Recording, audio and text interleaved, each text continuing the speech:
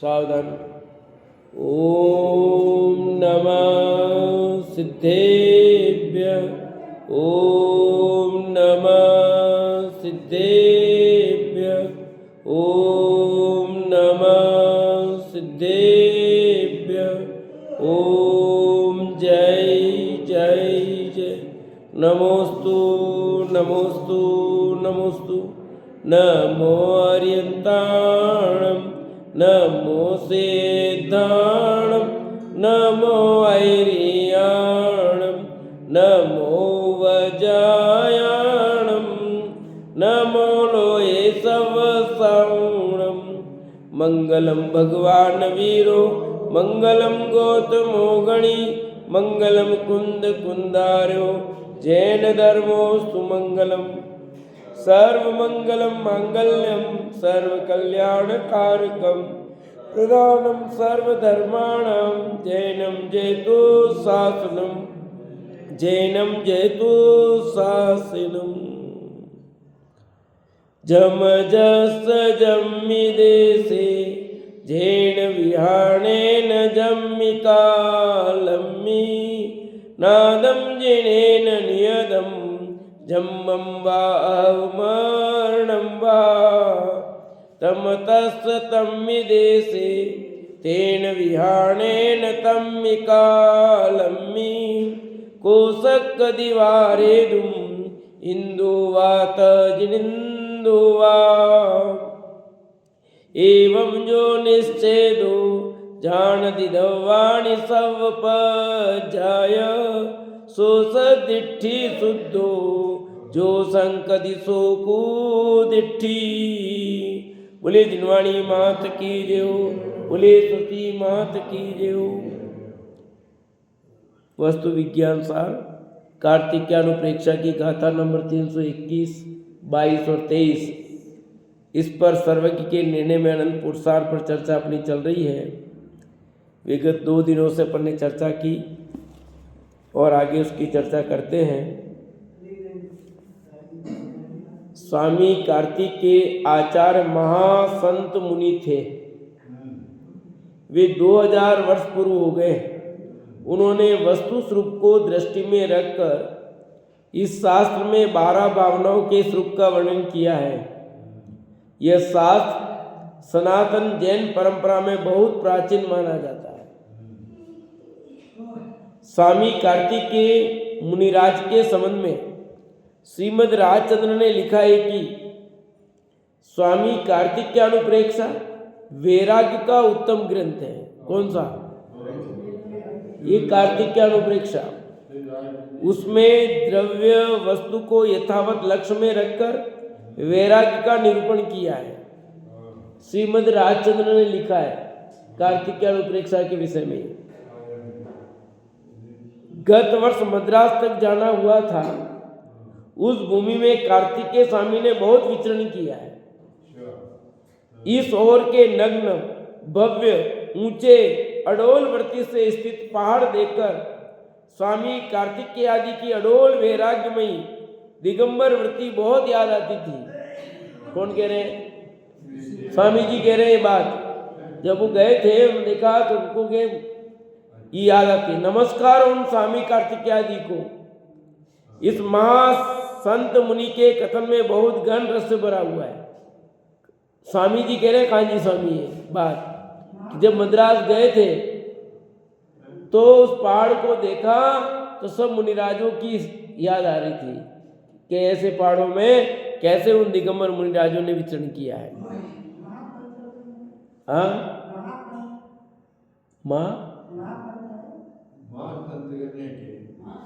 मुनिराज की बात कर रहे हैं। अब सुनो आगे।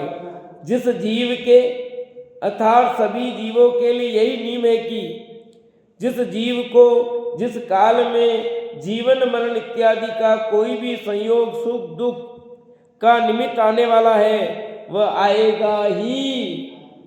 उसमें परिवर्तन करने के लिए देवेंद्र, नरेंद्र अथवा जिनेंद्र इत्यादि कोई भी समर्थ नहीं है। यह सम्यक दृष्टि जीव का यथार्थ वस्तु स्वरूप का विचार है। वस्तु का स्वरूप ही ऐसा है, उसे अपने ज्ञान में लेने योग्य है। क्या लिखा कि जिस जीव का यानी समस्त जीवों के लिए निमेगी है, जिस जीव के जिस काल में जन्म मरण इत्यादि का संयोग सुख दुख का निमित्त आने वाला है वह आएगा ही, उसमें परिवर्तन करने के लिए देवेंद्र जिनेन्द्र कोई भी समर्थ। बाहर गाथा में यही तो बात कही है। जिस जीव के जिस देश में जिस काल में जिस विधान से जन्म मरण देखा गया है, उस जीव के उस देश में उस काल में उसी विधि से उसका जन्म मरण सुख दुख होगा। उसको इंद्र या नरेंद्र भी टालने में समर्थ। इंदु वात जिनिंदु वा, इंद्र हो चाहे जिनेन्द्र, जैसा संयोग देखा गया है वैसा होगा। ऐसे कैसे हो गया, ऐसे कैसे हो गया, ऐसा ही संयोग था। हमारे सारे प्रश्नों का समाधान यहाँ हो जाएगा। कई फर्क नहीं, ऐसे कैसे हो गया, ऐसे कैसे हो गया, कि ऐसा ही होना था, इसी रूप में होना था इसलिए ऐसा हुआ और कोई नहीं है। बाकी ठीक है, विकल्प आते हैं, विकल्पों का कोई अंत नहीं है, पर समाधान यही आके मिलेगा। यहाँ सुख दुख के संयोग की बात कही गई है। संयोग के समय भीतर जो शुभ या अशुभ भाव होता है वह आत्मा के वीर का कार्य है। पुरुषार्थ की दुर्बलता से राग द्वेष होते हैं। ध्यान से सुनना बराबर। पुरुषार्थ की दुर्बलता से राग द्वेष होते हैं। सम्यक दृष्टि अपनी पर्याय की हीनता को स्वलक्ष्य से जानता है। वह यह नहीं मानता कि संयोग के कारण से राग द्वेष होते हैं, किंतु वह यह मानता है कि जैसा सर्वज्ञ ने देखा है वैसा ही संयोग वियोग क्रमशः होता है। कि मेरे अंदर जो राग द्वेष पैदा हुए हैं उसका कारण पर नहीं है। तो कौन है? लिखा कि पुरुषार्थ की दुर्बलता से, मेरी पुरुषार्थ की दुर्बलता से राग द्वेष हुए, सामने वाले के कारण नहीं। ये सामने आया इसलिए मेरे को गुस्सा आया। मैंने कितनी बार कहा मेरे सामने मत आओ, पर सामने आता फिर मेरे को बोलो वो गुस्सा दिलाता है। अपनी कमजोरी है खुद की, वो स्वीकार नहीं करके सामने वाले पर क्रोध मान माया लोभ या राग द्वेष का कारण मानना। ये सामने होते हैं तो मेरे को राग पैदा हो जाता है या मुझे द्वेष हो जाता है। कहते नहीं, तेरी कमजोरी है भैया, अपनी दुर्बलता है। वह ये नहीं मानता सम्यक दृष्टि के संयोग के कारण से राग द्वेष होते हैं, किंतु वह ये मानता है कि जैसा सर्वज्ञ देव ने देखा है वैसा ही संयोग वियोग क्रमशः होता है। संयोग हुआ है तो वो ऐसा ही होना था, वियोग हुआ है तो ऐसा ही होना था। किसी ने कोई संयोग नहीं कराया, किसी ने वियोग नहीं कराया।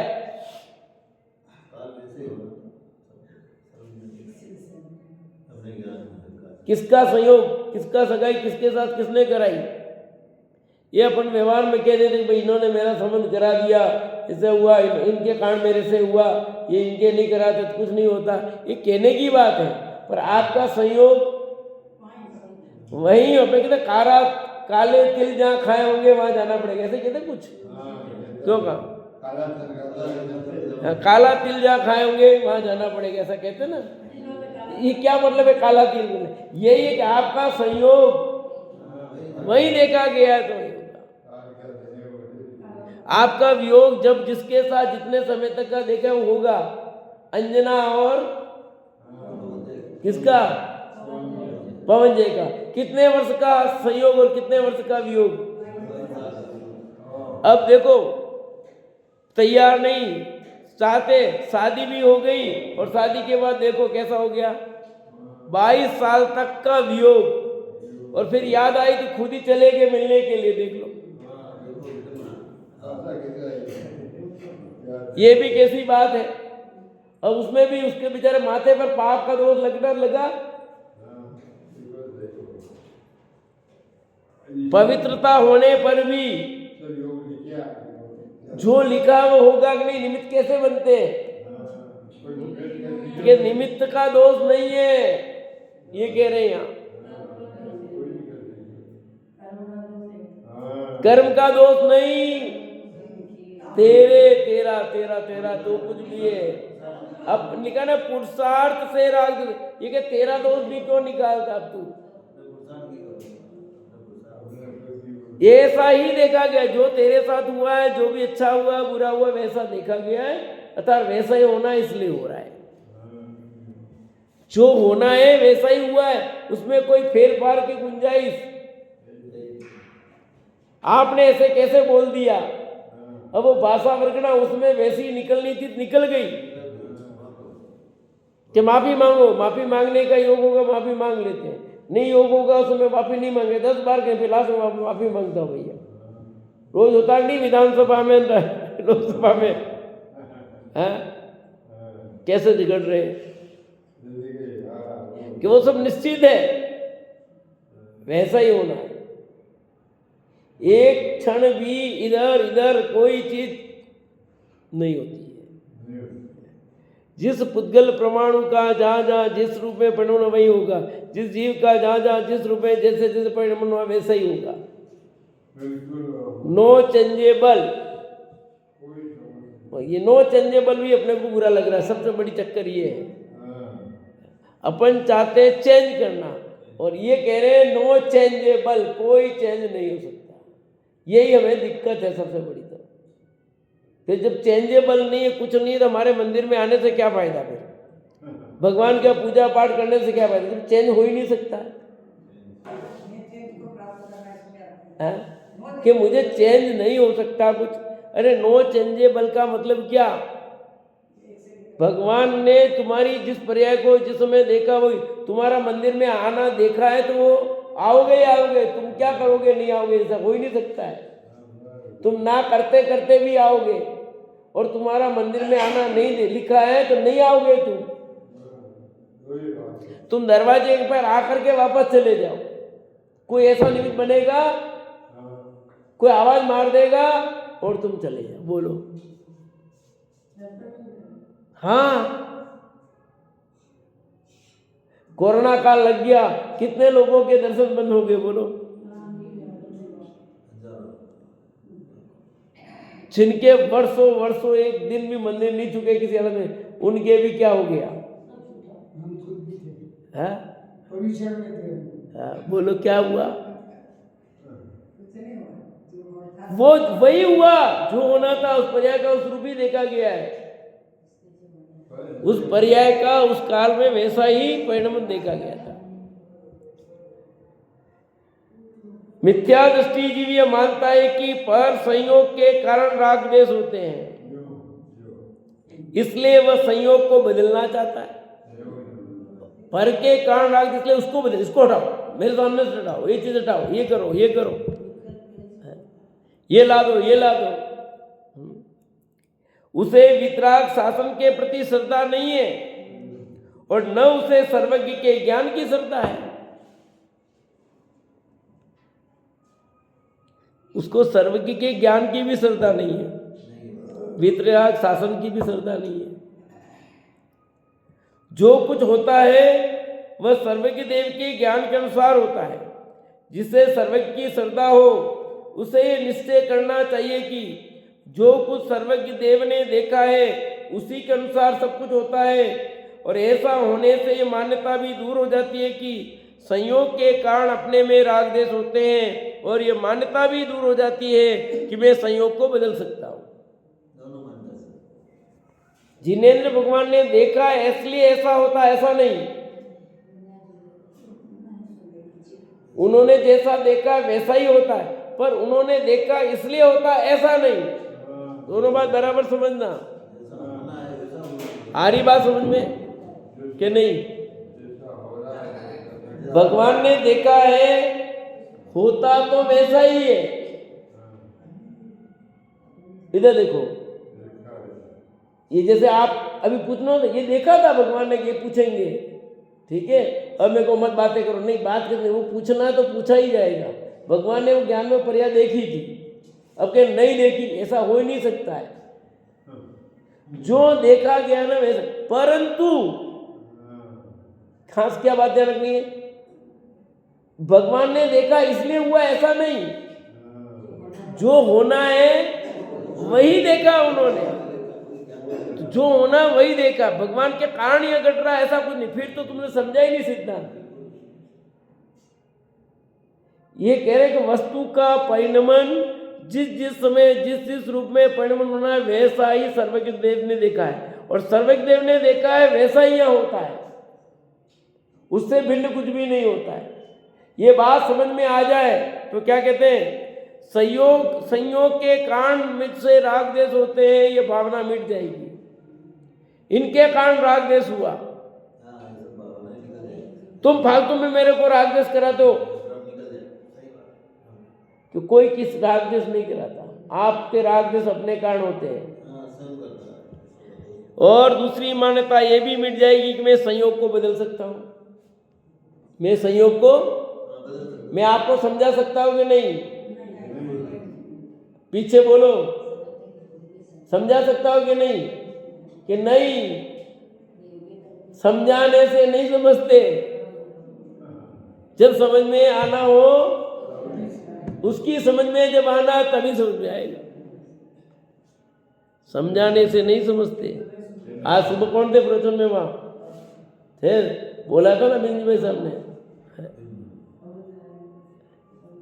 कि जब उसके समझ में आने की योग्यता होगी तब वो बात समझ में आएगी, और नहीं आने की होगी तब वो नहीं आएगी, तब तक नहीं आएगी। आप लाख पटक जाओ, अरे अपने से होता है कई बार, नहीं अपन एकदम फिर यार ये तो ऐसा था, आपने समझ में आ गया, एकदम फटाक से समझ में आ जाता है। हाँ, जब तक समझ में नहीं आता है तब तक होता ही नहीं। सब में बिल्कुल ऐसा ही है वो, तो भाई क्या करें, है? अब उसके काल पक गया है तो समझ में आ गया। इसलिए तो उदाहरण देते ना कि भगवान के साक्षात समोसन में मारीची का जी, तीर्थंकर की साक्षात दीपदनी खिर रही थी ना, कि नहीं खिर रही थी, और वहां से भी नहीं समझे और अलग चले गए, अलग मत चला दिया, और कितने असंख्यात तो भव बीत गए, और शेर की परिया में समझ में आ गया भगवान आत्मा। बोलो, है? जब मूछ वाले थे तब समझ में नहीं आया, और पूछ वाले में अवस्था में समझ में आ गया। अब उस समय तो बोलो तीर्थंकर साक्षात, और कितना असंख्य जीव होते हैं, और कितना बुद्धिमान था उस समय, तो ज्यादा बुद्धि थी ना, शेर की परिया में से ज्यादा ज्ञान तो उस परिया में था, नहीं तो इतने मत चला सकता था क्या, है? चौपसम ज्ञान कितना जबरदस्त था, जिस 363 मत चलाए होंगे तो आप क्या समझ रहे हो, कितना जबरदस्त ज्ञानवान होगा। जबकि शेर की परिया में तो वो फिर असंख्यात वर्ष बीत गए, तो धीरे धीरे चौपसम ज्ञान में कमी आई, समझो, तब देख लो, तो पर वहां समझ में आ गया। क्या अमरलाल साहब, ये योग्यता की बात है, वो ये समझा रहे हैं, मैं संयोग को बदल सकता हूं, ये मान्यता दूर हो जाएगी भाई। जो इस समझ में थोड़ा सा भी अन्यथा मानता है तो समझना चाहिए कि उसे वितराग सर्वज्ञ की श्रद्धा नहीं है, उसको वितराग सर्वज्ञ की श्रद्धा है ही नहीं, और सारी दुनिया अभी इस बात को समझ नहीं पा रही है। ये लगता है हम बदल सकते हैं, हम बदल सकते, कैसे नहीं बदल, सारी इतना बदल दिया और क्या नहीं बदला है?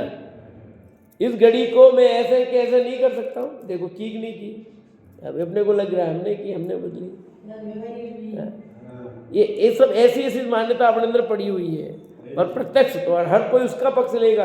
ये समझ में नहीं आएगा इस घड़ी में भी मुड़ने की ऐसी योग्यता इसलिए अपने कारण हुई है, इसको लगा कि हमने की मुड़ी, अच्छा अपन नहीं होती कैसे मुड़ती, बताओ फिर तुम अपने आप मुड़ जाती क्या?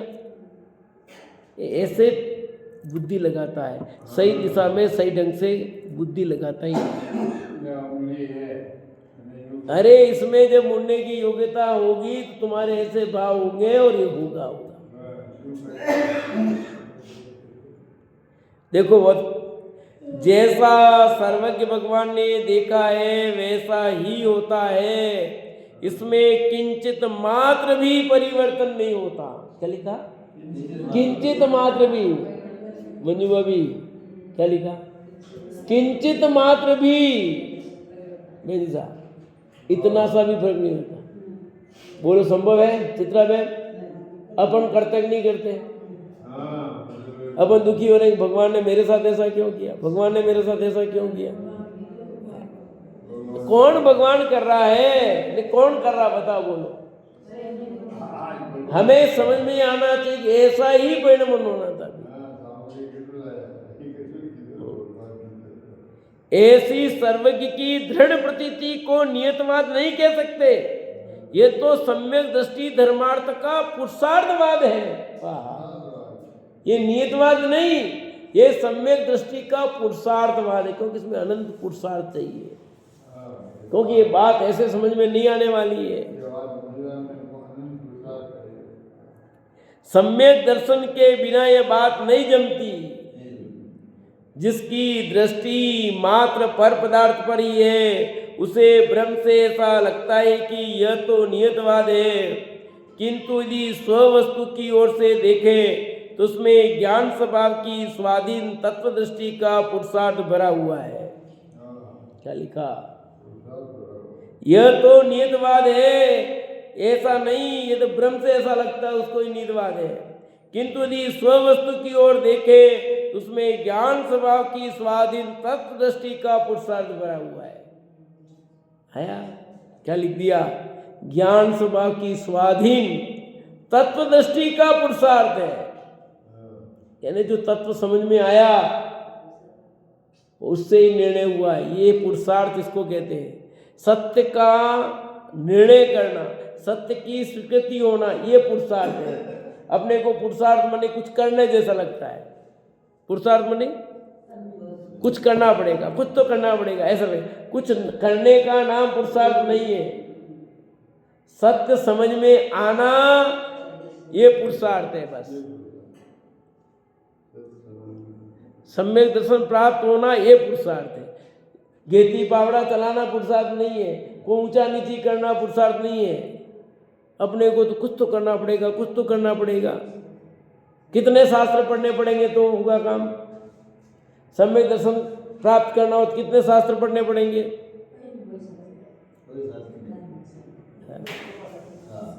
कितने व्रत करने पड़ेंगे, कितने जप करने पड़ेंगे, कितने तप करने पड़ेंगे? ये कहते हैं करने का नाम धर्म नहीं है। अपने को सब ये समझ में आ गया है, इसलिए धर्म होता है नहीं, सत्य समझ में आता नहीं, सम्यक दर्शन होता नहीं। पुरुषार्थ तो सत्य की स्वीकृति में है। लोग कहते हैं सत्य बात कड़वी लगती है, नहीं कहते? नीम कड़वा होता है पर लाभकारी होता है, तो इसलिए लोग नीम पीते नहीं। कड़वा बहुत है ना, कौन पीता है? पीना, जबकि नीम कड़वा उसको पिए तो बहुत रोग दूर हो जाते हैं। चैत्र के महीने में, अभी चैत्र महीना आ रहा है ना, उसमें पीते हैं 15 दिन तक। मेरे पिताजी पिया करते थे। मैंने खुद एक बार मुंह में डाला, उसके बाद डाला ही नहीं। इतना कड़वा कि अपने से पिया ही नहीं जाए। सुनिए, तो वो कड़वा होता है पर लाभकारी है। ऐसे ही ये बात तो इतनी सच्ची है, थोड़ी कड़वी जरूर लगती है पर कड़वी नहीं है, लाभकारी है, सत्य है। ये वस्तु स्वरूप ऐसा भैया। वस्तु का परिणमन सर्वज्ञ के ज्ञान के अनुसार क्रमबद्ध होता है। वस्तु का परिणमन क्रमबद्ध है, बिल्कुल क्रमबद्ध, एक के बाद एक क्रिया होगी। ऐसा निश्चय करने पर जीव समस्त पर द्रव्यों से उदास हो जाता है और सद्रव्य के सन्मुख हो जाता है। यानी पर द्रव्य से उदास क्यों हुआ? कि अभी तक ये समझ रहा था कि मुझे कुछ करना है। जब मैं कुछ कर ही नहीं सकता तो करना ही नहीं है मुझे, तो उदासीन हो जाएगा नहीं हो जाएगा? हम कोई पता हो कि यहाँ बहुत कुछ करना है और पता लगा कि वहाँ सब कुछ अपने को कुछ नहीं करना है, तो आप क्या करोगे? कुछ नहीं, ठीक है, कर देते हैं, वो सब काम कर देते हैं, मेरे को टेंशन नहीं, सब तो अपन हल्के होते नहीं करे तो अपन माथे छोड़ के, मान लो काम बांट दिया, ये काम आप करोगे, ये काम मैं करूँगी, तो आपको टेंशन नहीं हुआ। अब वो सब काम कर दे, आप फ्री हो, तो अपन क्या करते हैं? जबरदस्ती माथा मारेंगे क्या? नहीं मारेंगे, अपन फ्री, ठीक है, नहीं अपने बढ़िया चाहिए कि अपन को रोज पूजा पाठ स्वाध्याय करने मिलता है, इतना बढ़िया काम हो गया अपने तो। परंतु आपको कहा हुए करना है और आप नहीं करो तो टेंशन, कहीं जाना हो नहीं काम हुआ तो टेंशन। तो जब तू कर ही नहीं सकता, ये बात समझ में आ गई क्लियर, तो भार से मुक्त हो जाएंगे कि नहीं हो जाएंगे? कि पर का मैं कुछ कर ही नहीं सकता, पर की मुक्ता है वो दूर और स्वसन्मुक्ता होगी। अपनी तरफ आओ भैया, क्यों माथा फोड़ी करनी है कि नहीं? जब कह दिया बेटे ने कि अब हमारी दुकान पे आपको आने की जरूरत नहीं है, अब आप आराम से वहाँ करो, तो जबरदस्ती दुकान पे जाओगे? हाँ, अब हम संभालेंगे, आप बताओ। फिर भी माथा मारते हो, फिर वो सुननी पड़ेगी। हाँ, तो आप वहाँ कह दिया माथा बड़ी खत्म, अब अपने उदासीन हो गए ना उस काम से, झंझट खत्म, उदासीन हो गए, निवृत्ति हो गई। पर नहीं, मैं कुछ कर सकता हूँ, मैं कुछ मुझे करना चाहिए, मैं जो कुछ करना चाहिए, तो आप दुखी होंगे नहीं, ऐसे कैसे कर सकते हैं? जाएंगे, टाइम पास होगा, वो होगा, तो फिर आपको दुख होगा। और दुख कब नहीं होगा? कि हमको कुछ नहीं करना है, हम तो फिर अपने पास टाइम है, अपन लेके स्वाध्याय करेंगे, ये करेंगे, तो अपना काम करेंगे ना, जिसकी रुचि इधर होगी, नहीं तो वो टेंशन लेके बैठेगा। ये बात जिसकी समझ में आएगा वो अपना काम करेगा, ये कह रहे हैं यहाँ। स्वद्रव्य के सन्मुख हो जाता है, उसी में सम्यक आदि का पुरुषार्थ आ जाता है। इस पुरुषार्थ में मोक्ष के पांचों समवाय समाविष्ट हो जाते हैं, पांचों समवाय। इस क्रमबद्ध पर्याय की श्रद्धा के भाव सर्वज्ञ भगवान के ज्ञान का अवलंबन करने वाले हैं। यह भाव 3 काल और 3 लोक में बदलने वाले नहीं है, 3 काल में नहीं बदलेंगे भैया। ये बात समझ में आता तो टेंशन से मुक्त हो जाओगे भाई, सचमुच। इसलिए मैंने हेडिंग ये दे रहा हूँ, टेंशन कोष्ठ में दुख से छूटने का उपाय। अभी के प्रवचन का नाम ही ये दिया मैंने, ये टेंशन से मुक्ति का उपाय है। इतनी शांति मिलती है, इतनी शांति मिलती है, सचमुच शांति मिलेगी। प्रयोग करके देखो, और नहीं हो ऐसा हो नहीं सकता है। प्रैक्टिकल करके देखो, ये जो बात कही गई है उसको एक बार स्वीकार करके देखो, करके देखो, यूँ कह रहा हूँ मैं तो। विश्वास करके देखो, फिर समझ में आए पक्का विश्वास कर लेना। लोग देखे तुमको विश्वास नहीं था इसलिए नियम थे, कहते करके देखो फिर विश्वास करो।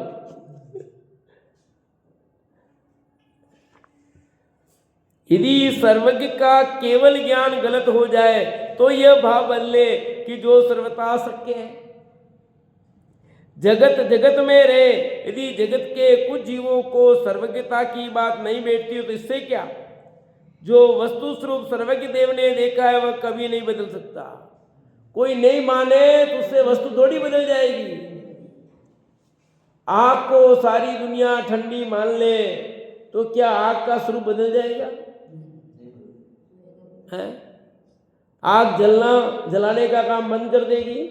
बता। तुम आग ठंडी ठंडी ठंडी ठंडी कहते रहो, पर आग का अपना काम करेगी। ऐसा ठंडी मान के हाथ डाल दो आग में, पता लग जाएगा क्या हो, ठंडी है कि नहीं है।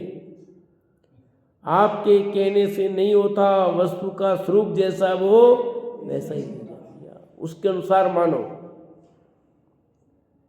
जो वस्तु स्वरूप सर्वज्ञ देव ने देखा है वह कभी नहीं बदल सकता। जैसा सर्वज्ञ देव ने देखा है वैसा ही होता है। जो इसमें शंका करता वह मिथ्या दृष्टि है।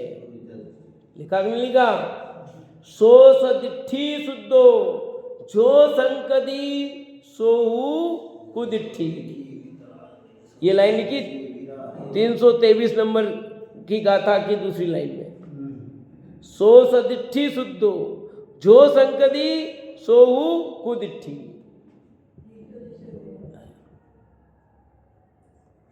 जैसा सर्वज्ञ ने देखा वैसा ही होता है, जो इसमें शंका करता वह मिथ्या दृष्टि है।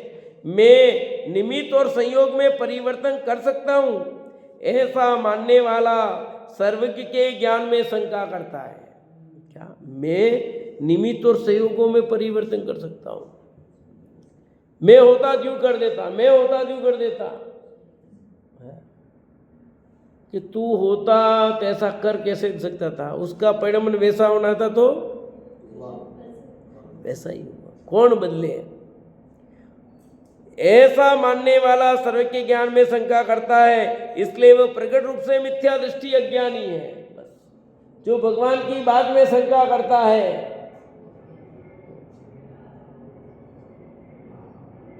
कि दीपायन मुनि को मैं तो आने ही नहीं देता, कैसे द्वारिका नगरी जलाते?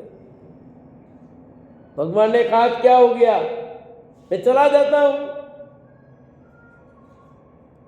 कैसे चलेगी द्वारिका नगरी? देखते हैं। मैं निमित्त बनूंगा तो नहीं बनना, अपने चले गए तो क्या हुआ? फिर आई गए और जली की जली। भगवान की वाणी कभी गलत होती नहीं। उन्होंने जो देखा है, जैसा देखा है वैसा ही होगा। कहीं से भी आओगे, कैसे भी होगा। वो खूब कोशिश की, चले गए 12 साल तक के लिए, पर वही निमित्त बनने थे, वही द्वारिका नगरी जलनी थी तभी जली। एक दिन भी पहले आगे पीछे क्यों नहीं जली?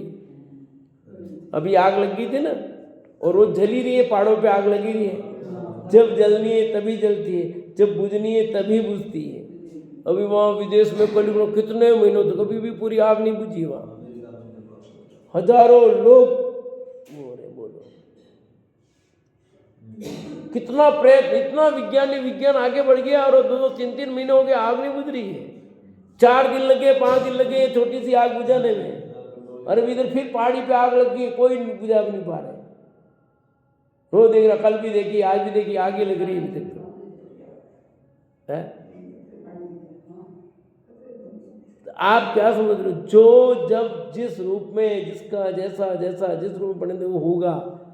ये किसी को भाव नहीं आता, नहीं आएगा भाव।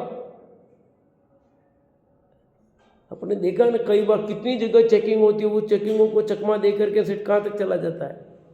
और इतनी चेकिंग थी तो भी चला गया। अरे भाई उसका योग वहां तक पहुंचने था, इसलिए चला गया। कोई जबकि आ गई, कुछ भी हुआ, जैसा भी हुआ वो। हम गए थे अयोध्या, रामलला अंदर वो जो उसमें विराजमान थे तब देखने, तो वो अंदर कितना पेरा था, यूं यूं यूं सब, इतनी चेकिंग थी कि आप गड़ी भी नहीं गए हो कुछ भी। तो भी हम 3 तो पार हो गए, 4थे तक पहुंच गए थे। और हमारे वहां 4थे वाले ने खुलवाई हमसे। हाँ क्या था, पर अब आप समझ लो, अब वो वहां तक जाके खुलने की थी ना। चेकिंग तो यहाँ पर भी हुई थी, सब जगह हुई थी। 3 जगह चेक करके 4थे स्थान पर खुली। अभी वो एक हीरोइन को पकड़ा ना, सोने 15 किलो सोना उसके पकड़ा चुका है। वो कितनी बार दुबई गई, कितनी बार कितना सोना ले आई है, पर नहीं पकड़ाई। और अब जब पकड़नी थी ना तब पकड़ा गई। वो 15 किलो सोना तो चिपका कर ऐसे लाई है। हाँ, अब आप सोचो, वो 1 महीने में 4 बार दुबई जाके आ रही है। कितनी बार दुबई गई, कितनी बार आई, तो आप सुनो, पर नहीं पकड़ा गई। अब जब योग आया तभी पकड़ा गई। तो जो चीज जब होनी तभी होगी। तो इतने समय चेकिंग नहीं हो रही थी क्या? घर है तो सब हो रहा था। पर आसाराम बापू जमानत लगाते लगाते थक गए। जब जमानत मिली तभी मिली, थक गए, इतने वर्षों जमानत नहीं, और जब मिलनी थी तभी मिली जमानत। मिल गई, कब की मिल गई, और वापस नंबर आ गया, फिर आगे बढ़ा, जमानत आगे बढ़ा कह रहे। तो भैया ये सब निश्चित है। उनका पाप का घड़ा जब फूटना तभी फूटा, कर तो कब के रहे थे, कितने वर्षों से हाँ, कर रहे पर अब जब आया योग तभी हुआ ना, पूरा हो गया तब पता चला। समझे है कि नहीं। तो ये सब यहाँ कितनी व्यवस्थित व्यवस्था है। इस क्रमबद्ध पर्याय की श्रद्धा के भाव सर्वज्ञ भगवान के अवलंबन करने वाले हैं। किसके? सर्वज्ञ भगवान का। इसलिए जो लिखा है, जो वस्तु स्वरूप सर्वज्ञ देव ने देखा वह कभी नहीं बदल सकता। जैसा सर्वज्ञ देव ने देखा वैसा ही होता है। जो इसमें शंका करता वह मिथ्या दृष्टि है। मैं निमित्त और संयोग में परिवर्तन कर सकता हूँ, ऐसा मानने वाला सर्वज्ञ के ज्ञान में शंका करता है, इसलिए वह प्रकट रूप से मिथ्या दृष्टि अज्ञानी है। ओहो, इस ज्ञान स्वभाव को समझ लेने पर जगत के समस्त द्रव्यों के प्रति कितना उदासीन भाव हो जाता है। एवं जो निश्चेदो जानति दव्वाणि सब पज्जाए, सो सदिट्ठी शुद्धो जो संकदि सोहु कुदिट्ठी। ऐसे सारे द्रव्य का परिणमन, सहज परिणमन व्यवस्था को जान ले तो जगत के समस्त पदार्थों से उदासीन मतलब सहजता आ जाती है, समता भाव आ जाता है। किसी के प्रति इष्ट अनिष्ट बुद्धि नहीं रहती, किसी के प्रति राग द्वेष नहीं रहता, क्योंकि कोई मेरा कुछ नहीं करता, मैं किसी का कुछ नहीं करता। तो किसी के प्रति क्यों बुरा भाव, किसी के प्रति क्यों राग भाव। मैं किसी का भला नहीं कर सकता, कोई मेरा भला नहीं कर सकता। मैं किसी का बुरा नहीं कर सकता, कोई मेरा बुरा नहीं कर सकता। ये निर्णय इससे हो जाएगा कि नहीं हो जाएगा? बोलो, होगा कि नहीं होगा? पर अपने को ऐसा लगता है। ये इतनी सच्ची बात समझ में आ जाए, नियाल हो जाए भैया। ये बात समझ करके अंदर उछाला आना चाहिए, उछाला।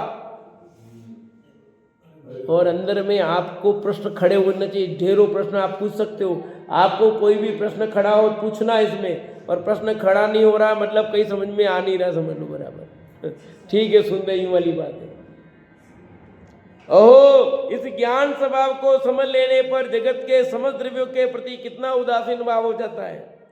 शरीर का और पर का कर्तव्य छूटकर ज्ञान स्वभाव की प्रतीति हो जाती है। क्या कहा?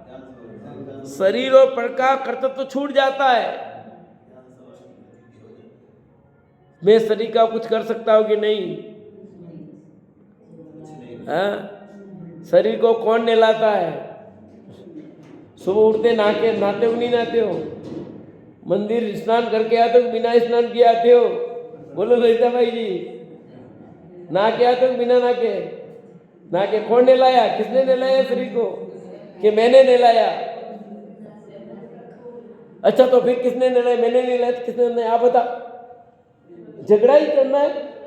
अरे जब इस शरीर पर जो जल गिरना था वो गिरा है, और तू नहलाना चाहते, तेरा हाथ यूं का यूं रह जाए, क्या करे बोल? हाथ में बग्घा लिया, यूं का यूं रह गया, यूं से यूं नहीं हो रहा है। बोलो अब करो ना, कौन नहला रहा बताओ? जब होता है जिसको लगता है मैं करता। जब नहीं था भाई, मेरे तो बना तब तक तो मैंने खूब किया, अब क्या करूं, अब मेरे से होता नहीं है, बाकी मैंने खूब किया, मैंने कोई कसर नहीं छोड़ी है।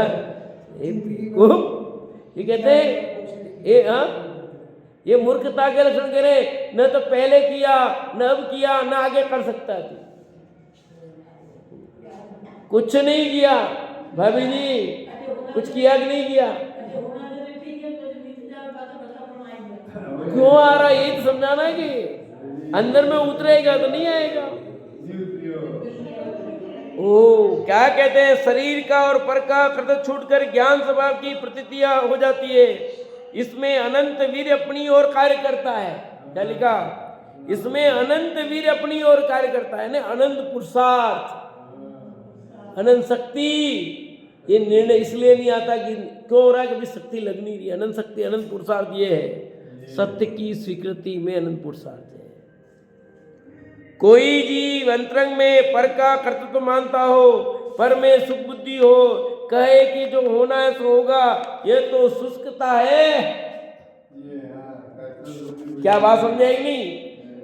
पर में सुख बुद्धि और बाहर में कहे जो होना होगा होगा, ये तो स्वच्छंदी बना है। अंदर में तो बात जमी नहीं है, कुछ स्वीकृति हुई नहीं है, पर मौका देख करके यूं ही अब कुछ नहीं बन रहा है, तो जो होना होगा होगा। ऐसे दिखे लास्ट में भगवान को जो मंजूर था वो हुआ, भाई शांति रख। अब कुछ चाहा ही नहीं बोलने का, तो लास्ट ये कह देता है भाई शांति रखना। भगवान तो मारा भी, जन्म भी भगवान ने दिया, मारा भी भगवान ने, देखा भगवान किस काम में, कुछ भी हमारे पल्ले से ही पड़ता नहीं है। जब जीव अनंत पर द्रव्यों से पृथक होकर मात्र स्वभाव में संतोष मानता है, तब यह बात यथार्थ बैठती है। यथार्थ कब बैठेगी? जब मात्र स्वभाव में संतोष होगा, तब यह बात यथार्थ बैठती है। इसकी स्वीकृति में तो सभी पर द्रव्यों से हटकर ज्ञान ज्ञान में ही लगता है। ज्ञान ज्ञान किस में लगता है? ज्ञान ज्ञान में ही लगता है, अर्थात मात्र वीतराग भाव को ही करता है। किसको करता है? वीतराग भाव को, सहज को, ज्ञाता दृष्टापना को। वही है ज्ञाता दृष्टा रहने में एक सब कुछ अनंत पुरुषार्थ है, बाकी किसी में कुछ नहीं है। सहज चर्चा के चलेगी, समय हो गया।